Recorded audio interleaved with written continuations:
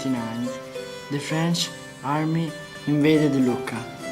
In 1805, Lucca was a Napoleonic kingdom, and then dukedom with the Bourbons.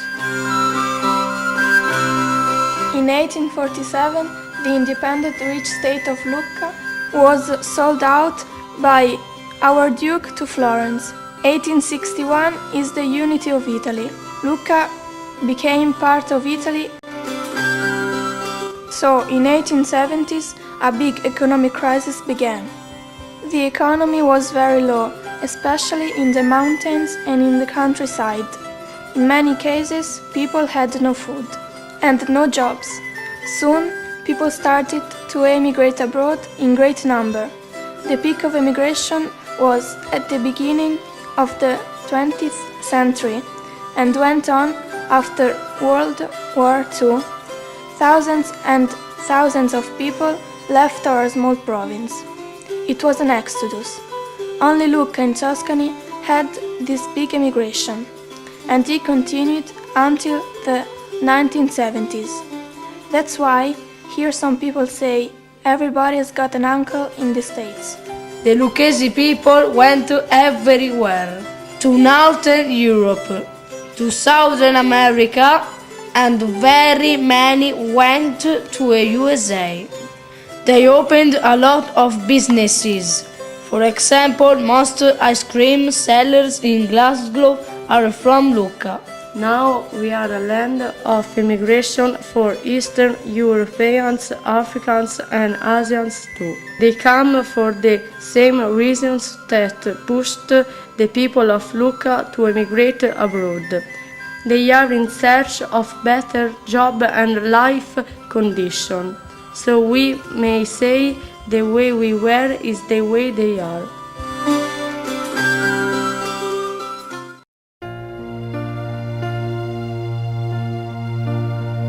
A casa mia in Egitto, dopo cena, recitato il rosario, mia madre ci parlava di questi posti. La mia infanzia mi fu tutta meravigliata. La città ha un traffico timorato e fanatico.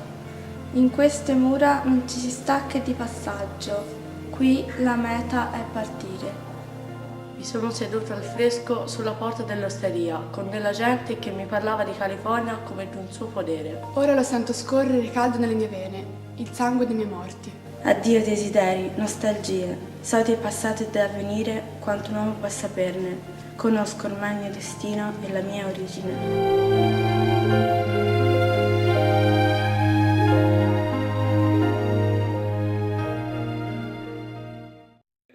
Lui si ricordò di quella ragazzina che aveva visto al paesello l'ultimo giorno, che poi venne via. Pensate, lui aveva 16 anni, quella ragazzina ne aveva 13.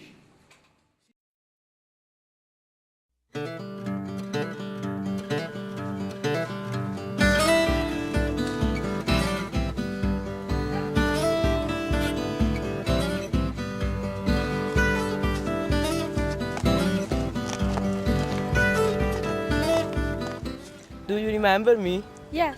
So, when I look at you 6 years ago, before leaving for America, and you blushed, did you notice me too? Yes. And did you like me? Yes. So, do you still like me? Yes. And have you been waiting for me all this time? Yes. Well, I've come across America over here in the hope to marry you. Do you want to marry me? Yes. Oh, I'm so happy. I can't believe it. I have a farm now, and I have quite a good life in San Francisco. Will you come and live with me in America? No. All right.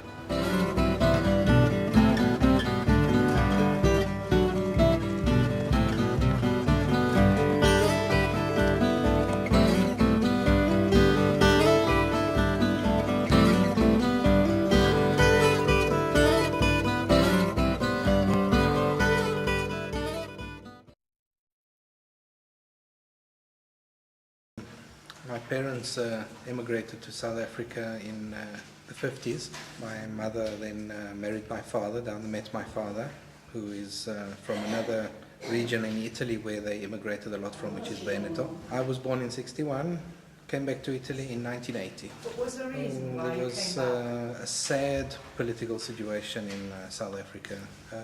It wasn't easy for me. I came from quite a modern city, Johannesburg. Adapting to a semi-country life here in Tuscany was quite difficult. Now I live here in San Ginese. What was the reason why your parents decided to leave? A lack of money, no work, the research for a better life. What kind of job did they mostly have there or found there? Well, most of them became businessmen, construction or mechanical engineering. Or I was born in Civitavecchia at 9 months old. My father and mom in 66 immigrated with 3 young children, mainly in seek of adventure. Our family in 1966 was my parents directly, again on invitation from the government, which was seeking skilled labor from Europe for the growing country. What brought you to South Africa?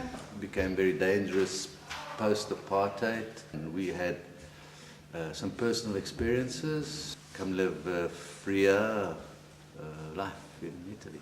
If your parents got married in South Africa, it means there were lots of Italians there around Very you. many Lucchesi. We were very united. There were places that we used to meet on a Sunday to watch Italian movies or church. There was a lot of places. I met my husband at Catechism, which was where all the Italians went. I was born in Italy. I was born here in Lucca. And my parents and I left for the States, for Boston, in 1972. And we stayed 11 years, almost 12 years. So I did all my schooling there.